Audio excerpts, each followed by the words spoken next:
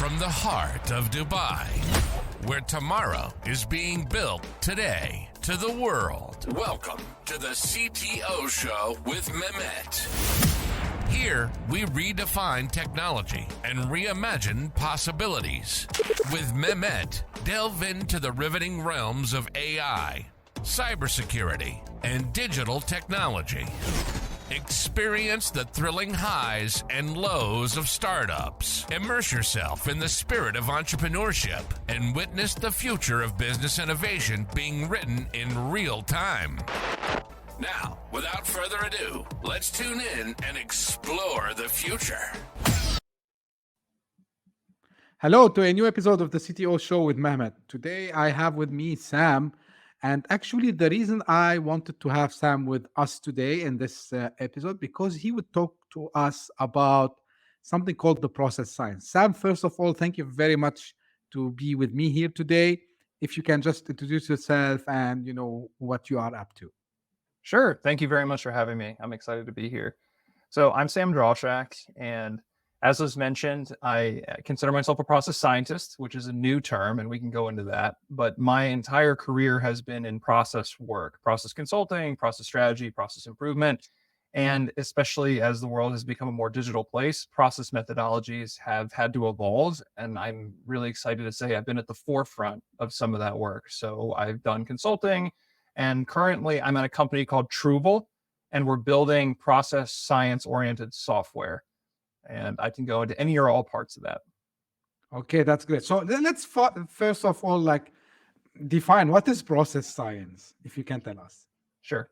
So right now, process improvement methodologies are quite established. And they come from the manufacturing space. If you've heard of Lean or Six Sigma, some of the work that's done by Toyota. But still today, most people consider process knowledge or consulting knowledge to be anecdotal, meaning that it's experience-based. Somebody needs to go into a business and they need to assess it themselves with their own eyes, and they have to give an opinion. The idea behind process science is that if you have enough structured process data, you're able to observe the same types of situations and you can do actions and get the same results. So it's the basis to say that consulting could be automated, because if I have some process findings in one context or one business or one segment, they should apply equally to another context, and people can read the findings behind process work and be able to get similar results. And in that, the basis for the word science, I think, is important and is foundational now, because it's suggesting to people that you don't have to recreate the wheel every time with your process work or your consultative work. You should be able to have consistent outcomes. You should be able to read other people's process data, their process analyses, and you should be able to draw replicable value from that. And that, I believe, is truly possible. I've seen it in my work, and I've been living and practicing it, and now I'm building software to hopefully scale that concept. Yeah, that's great to know. Now, the question that comes to mind, you said you need to have some data. So is it applicable to enterprises or set up businesses only, or it can be applied, even for startups, let's say? It can be applied to startups. It can be applied to you personally. So it can be applied to any process. And process data, people don't really talk about it this way. And this is part of the new part of this industry, which is, what is a process really? And if you really think about what process data is, first you have to understand what is a process. If I ask 10 people in the business world, or even just off the street, define the word process, you're probably going to get something like, it's just inputs getting transformed into some sort of output. Or it could be, we could say it's a document that describes what to do, but it's so much more than that, because process really describes everything in reality. Everything in motion is a process. So when you talk about process data, you're trying to understand a data set that's describing some scope of reality. And in the business world, you could say operating reality. And that data set is a tough one to normalize. And I'll start the conversation there, because if you ask you to say, describe the process of this podcast, what is the data that describes the process of what we're doing right now? And I ask another person to do it, how would you write it down? Would you get the same answer? Probably not. And that's part of what really keeps this not in a scientific space, because there's not a good way to standardize the data that we use to describe reality, to describe an operating process.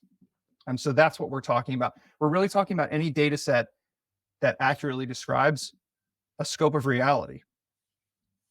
Okay.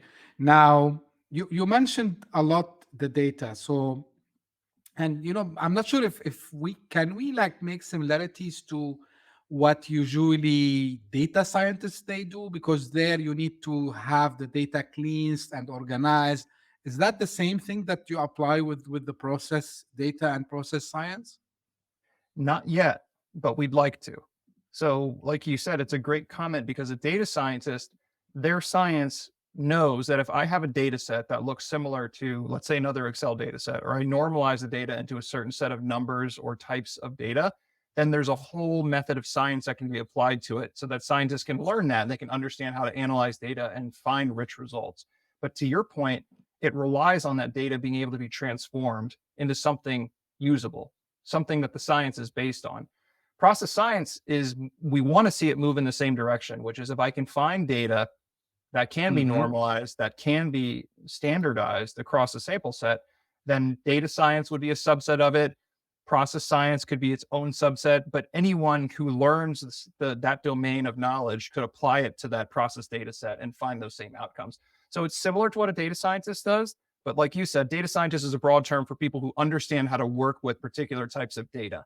Process scientists are going to be no different. They're just going to have a special deep expertise in working with this specific kind of process data once we're able to develop a standard. Mm-hmm. Now, I've been a consultant also myself, like in the technology and business domain. And usually when we talk to clients, we need to give them a rationale, or we need to give them, like, today you are in state A, and by deploying this, you would be in state B, which is better. So from your perspective, why businesses should invest in process mapping and, applying all this? Right. Well, as a consultant yourself, you probably know and we can pull up any example. When you're trying to describe to a client, how do you get from point A to point B? How do you describe it? Because what you're ultimately describing is how to change from one process configuration or one process model to another process model. And when I say, how do you describe it, you and other consultants, but you can draw on your own experience, where do you start? Do you start with a process map? Do you just have a conversation? What is the way that you describe the subject that's changing from one state to another? And I'll open it up to you. Yeah. It's like different from case to case, like it depends, like what is the use case that I'm trying to do and what we are trying to solve. And sometimes it depends also, are we just enhancing a process, or are we like maybe completely bringing a new process into the space? So it depends. The short answer, it depends. It depends. And that's exactly right. And right now, whatever your instinct was, you're going to use whatever tools that you have available to describe it. And that's the process communication that you're brokering as a consultant. You're trying to explain to a client, oh, well, in this situation, I think I'm going to explain what your process is this way. And in this situation, if it's going to help you learn it better, I'll explain it this way. Sometimes it's documents, sometimes it's meetings, sometimes it's just system pictures, whatever it is to transition from one state to another. So your question about why do we need to invest in process tools? Well, let's imagine I said we're scientists in biology and we're working with bacteria, and you don't have a microscope. So I said, explain to me how we're going to run this experiment with these tiny organisms that you can't see, and you're just going to use whatever tools you have available to you. This is the state of the world we're in, and it's what you just described. Well, people are going to go in and say, well, I'm going to look at it after it grows, and I'll describe it, it's white and fuzzy on top of this fruit, or I'm going to describe it by how it smells. They're going to use whatever their instincts are to describe the subject, to try to get the result, because they don't have the actual tool that they need to normalize what the view is. When scientists created the microscope, if you're running an experiment with bacteria, then everyone wants to use the same microscope and they decide on a standard view, 100x, 1000x, whatever it is, but then you're looking at the same subject. And I'm giving this a bit of a longer context from a biology because this is what we're looking to do with the process science. So why would I invest in process science, the process tools? It's so that when I talk about my business or I talk about a process, I have a standard language to interpret that data and to discuss it with you, the client, internally, or from consultant to consultant. You know, if I say, here's a standard process map, or here's a standard process representation, and we invest in the tools and the knowledge that allows us to create it, manage it, and do all our project work with it, now we have a sustainable base that people can communicate process in a way that makes sense to them. And we're not recreating the wheel. And like you said, in your experience, even, it depends. It depends on the context. And every time I describe it differently. That's what makes this not scientific. And it makes it's based on you, the consultant. It's based on what the client wants. Nobody has a good standard tool set for this. So it's a tough question to answer. I know I'm going on a bit, but it's a tough concept for people to get, which is, why do I need to invest in process tools? Because you actually don't know that you're not able to speak process effectively without these tools. And people just don't have them, and they don't have the skill set. So it's hard for them to even conceptualize what they're missing.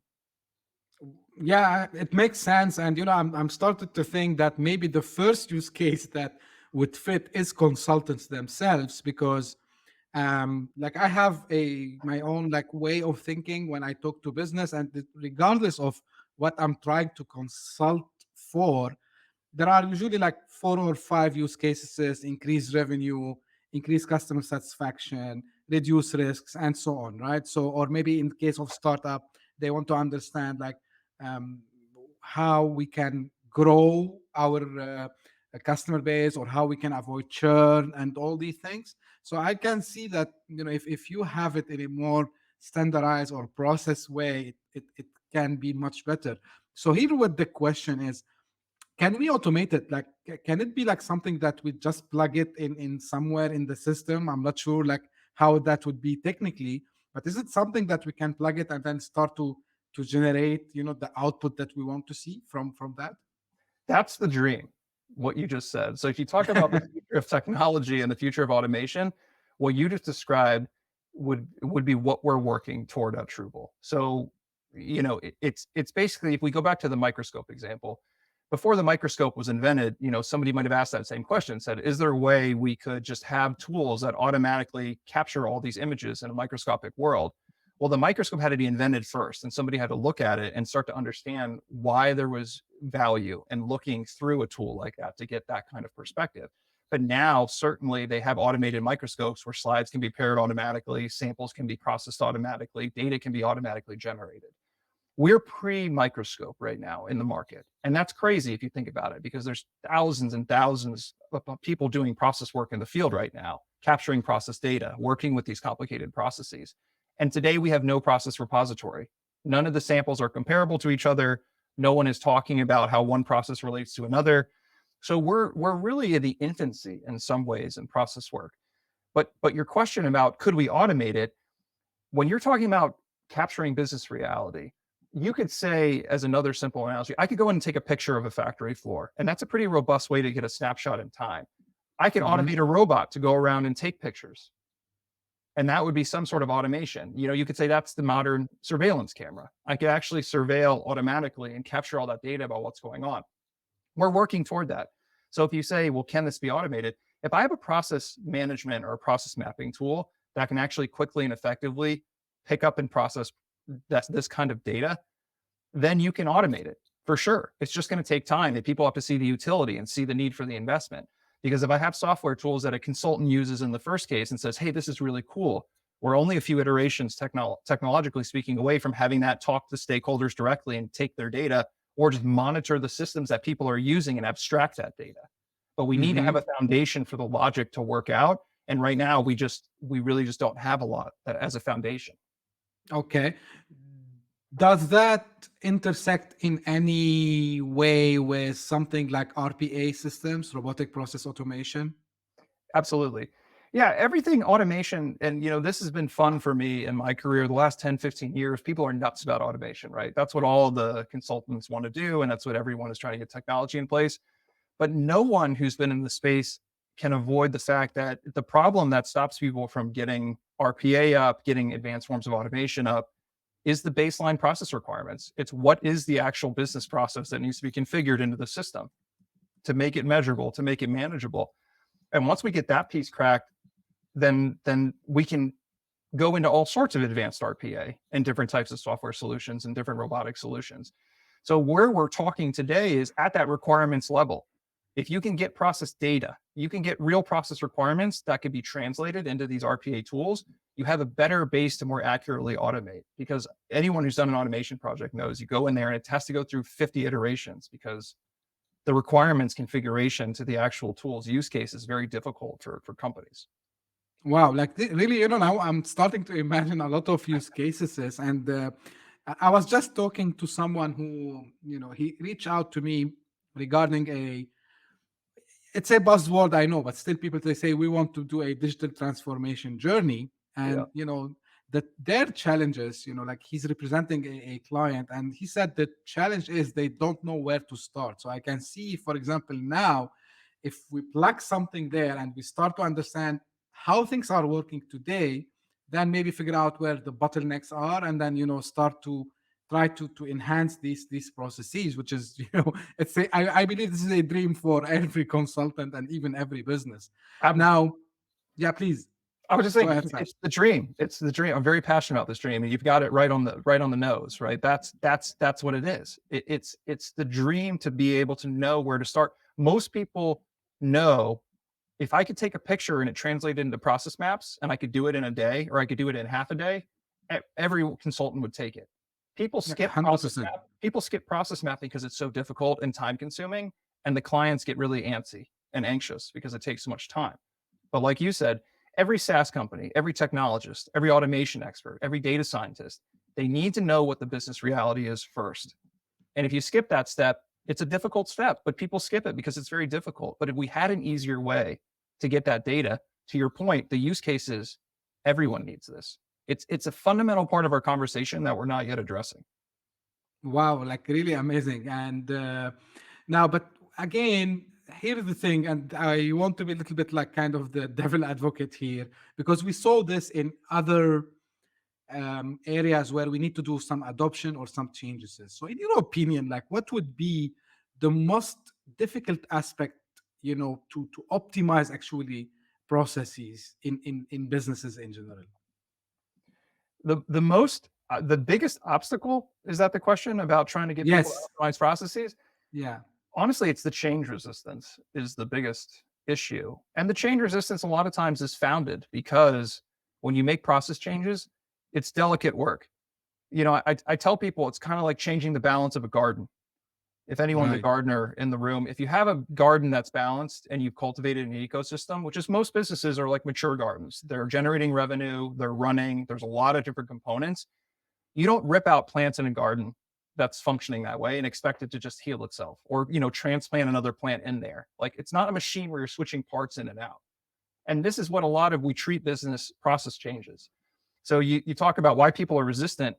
People are naturally change resistant, and people have been bitten for the last 2 or 3 decades over and over and over by consultants and process people coming in saying, we're going to swap out part A for part B, but it doesn't work, and it's painful, and it takes a long time to fix it when you're breaking things, because these are ecosystems that are working in a more delicate balance.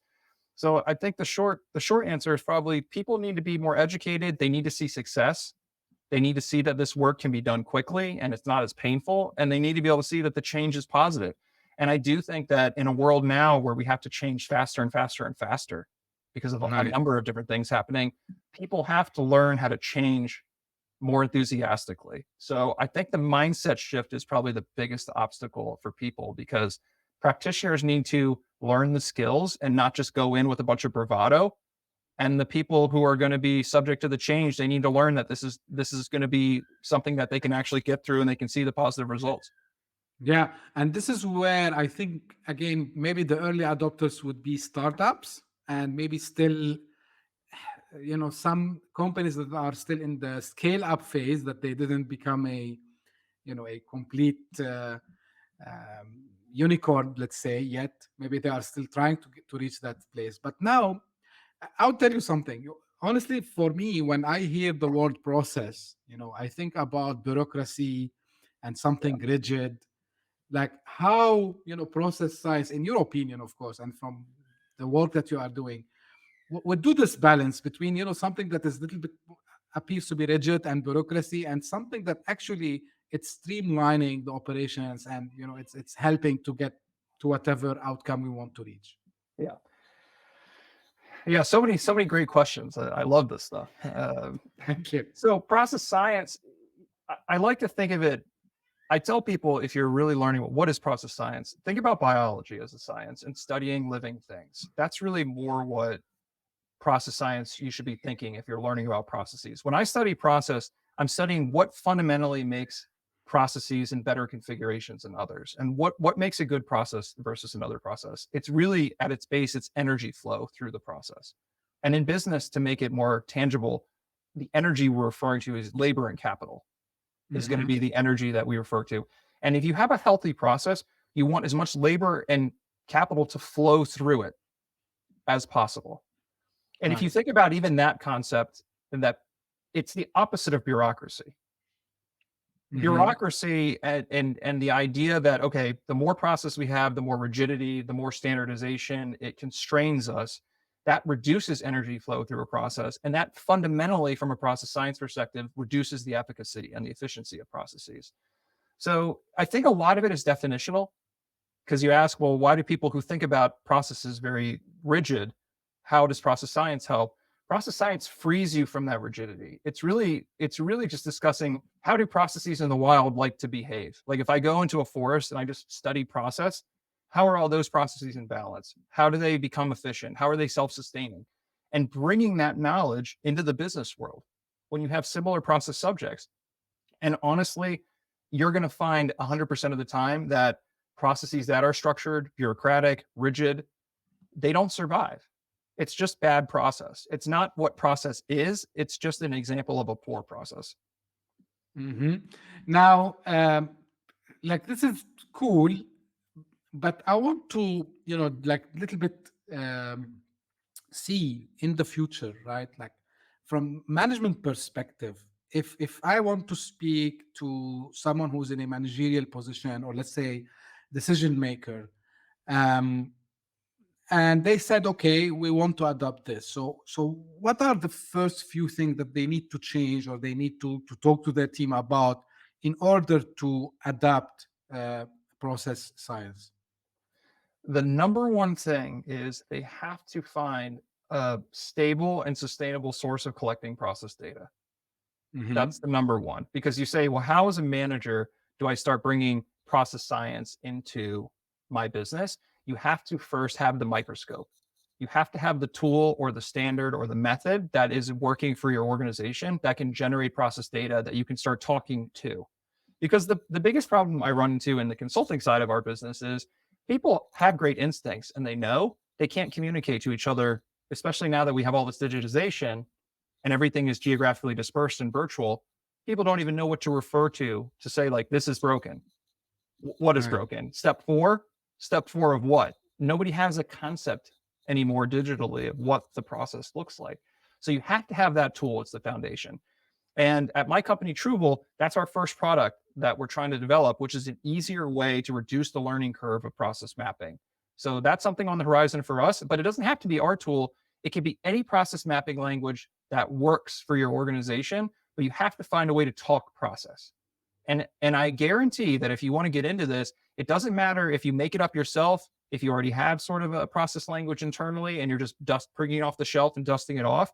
But as long as you start sticking with it and you make process documentation, you refer to it as the subject of meetings, you have other people use the same language, you're going to start to develop this muscle, because Hmm. process data is just about being able to refer to process data in a standard way that people understand. Because in most companies, if you know the Tower of Babel story, everyone's just speaking different languages and speaking over and across each other. So getting a process taxonomy, I call it, getting a process language, is step number one. And that usually involves some sort of process mapping or standard style of documentation. That's manageable. It can take 6 months every time you do it. So that's a little bit of a puzzle for managers. I'm not being overly prescriptive, but I think if it's science, this is how it should be. You need to find the tool that works, and you need to be able to make sure you can use it, and you can use it every quarter, let's say. Okay. So this is related a little bit to leadership, I would say. So there should be like also some leadership skills that, that they can do these changes as well, right? For sure. I mean, I think talking about it is going to get people involved. But like you said, if you're going to actually do process changes, I'm not going to lie and say it's easy. Like if you're a manager, you've got to be a leader. You've almost got to have that consultative skill set, which is you have to be able to describe a process, analyze what the problems are, the opportunities for improvement. You have to be able to structure projects. You have to be a good change manager. I mean, you really need the full gamut. And this is why people, as managers, especially middle managers, they walk into this saying, I'm just going to be able to go down and tell my people, hey, make this better, make this better. It doesn't work like that. Everything has to go through a project life cycle, and to be learned about the basic ways to change processes and work through transformation projects, even small one. I think every leader should be equipped with those Hmm. skills. Yeah, that's great. Now, um, what I'm thinking, what are other, let's say, and maybe you're expecting this question, I know. Um, so, what will happen if I mix this with something like AI, right? Let's say, and generative AI. I'm not sure if it can be of any help for that to add some context maybe to this, like. And I know, like, you are still in the early stages, but do you have a vision on how AI might be also part of this mix? Yeah, it's only a dream right now. And I know that as if you're listening now and you can figure out and you can kind of follow what I'm thinking and the vision, if we can get the process data standard and we can actually collect it properly, then the sky's the limit. There's infinite possibility with what AI could do with that data. There's a world where, let's say, an HR process like onboarding a new employee, a standard process across all the companies. If I went and I had a process map that could be comparable across, let's say, a sample of 50 companies for their onboarding process, if I actually had that data and it was stable, the things that AI could do with that data, now you're talking about the next generation of business, right? You could literally ask the AI, I have 15 employees. I'm in this industry. I'm in this vertical. I have this kind of cash flow. I have this sort of structure, market structure. What is the process? And from that data set that we're talking about, AI could probably generate your entire process design. AI could probably do entire operating model strategy for you based on best practice. There's basically no limit. Generative AI today is already showing that for structured human language data, it's a standard language. And when you have a standard language and you have data that's comparable, the AI can do a tremendous amount. It can generate answers just based on that. We need to create a new language. We need to create a new data set. But after that, I think AI is going to be designing companies, configuring software, managing businesses. It's just getting that rich data set in place so that it can use it and it can learn. But yeah, after that, I mean, we're talking about, I can't even conceive what that would look like because there's infinite possibilities. Yeah, let's see what the future is hiding for us. Like, I would say, shifting a little bit gears, and like, yourself, you are a startup with Trover, right? So, Yeah. like, what are some of the challenges that you face, or maybe you are still facing, and how you are overcoming these challenges?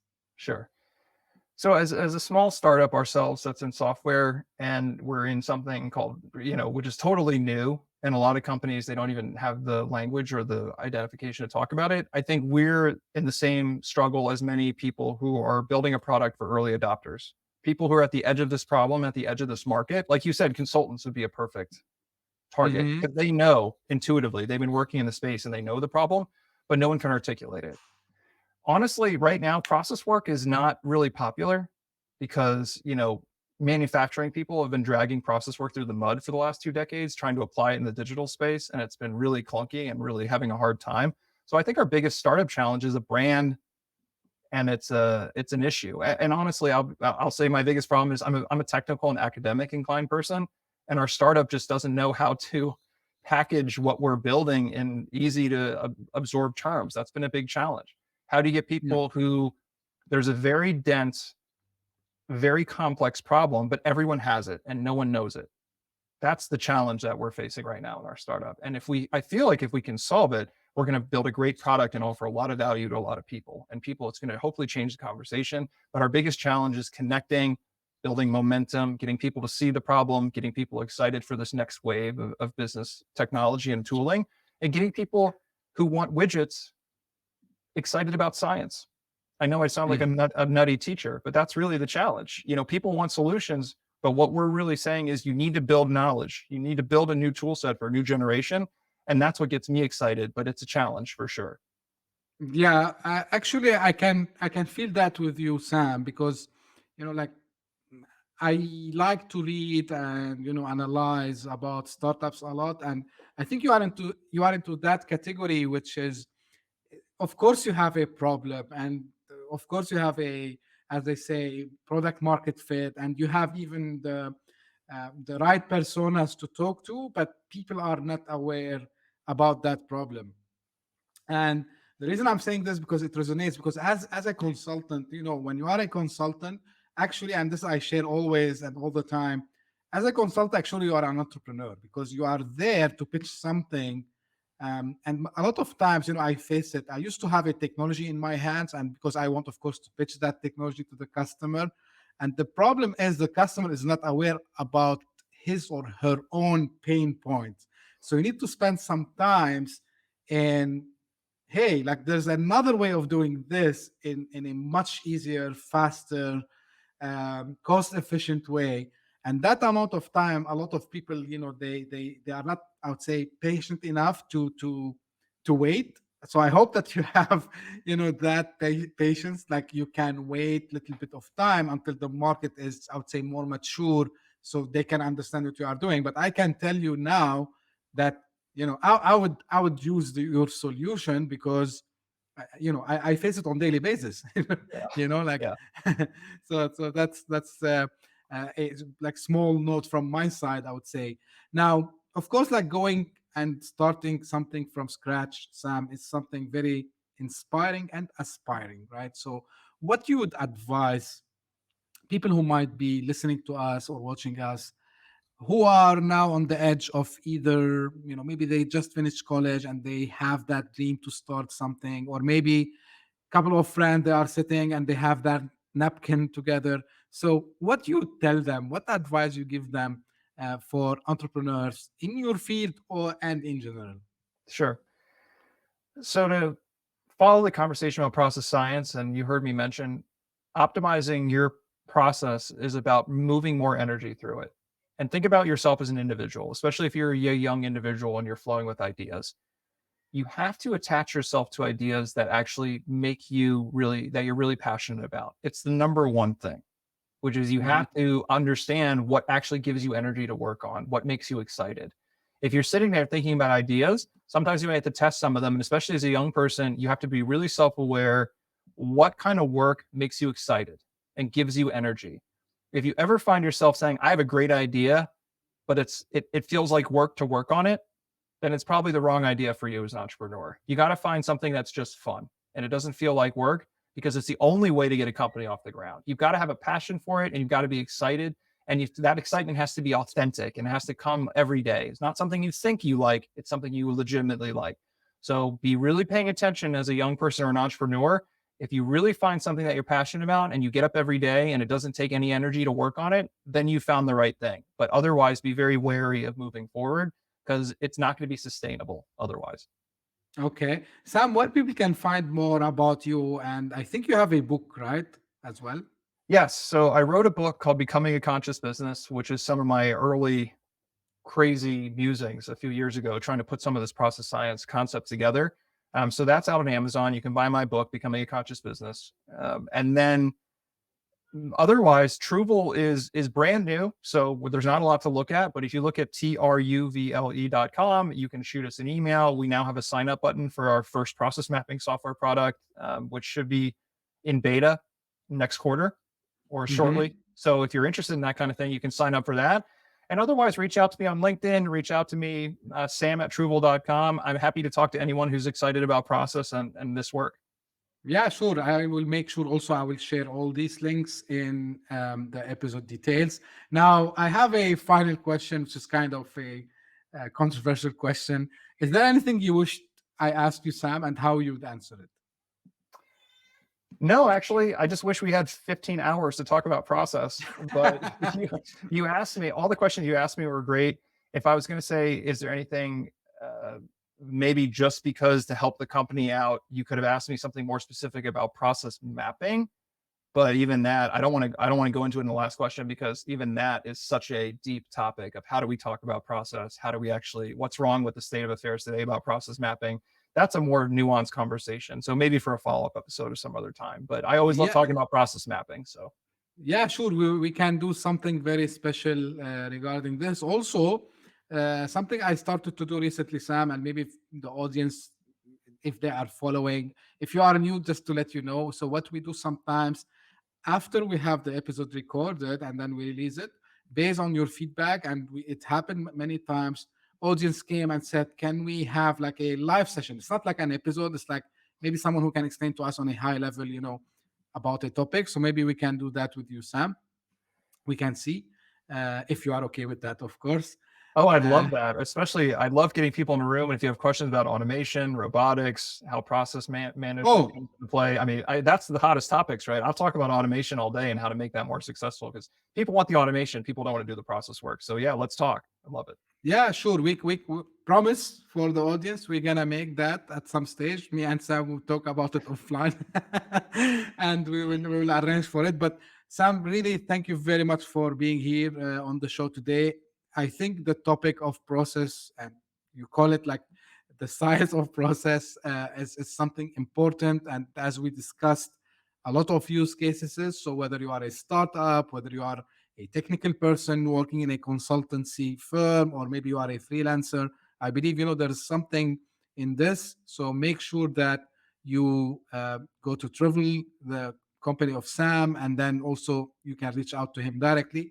And as usual, this is what I repeat at the end of each episode. If you have any questions, any feedback about this episode or the show in general, don't hesitate, reach out to me. My email is available in the podcast description. You can reach out to me by LinkedIn and Twitter, where I'm the most active on LinkedIn, actually. If you are interested to be a guest, also same as Sam was today, also don't be shy. Reach out. We can arrange for this. Now we are doing all interviews on the show, so I'm very much open to anyone who has an interesting idea or an interesting thing to talk about related to tech, business, and entrepreneurship. So don't hesitate. And as usual, hope to enjoy this episode and we'll meet again soon. Thank you very much. Bye bye. Hit that subscribe button, share the show with your tech-savvy friends and fellow entrepreneurs, and leave us a review on your favorite podcast app. Your support means the world to us.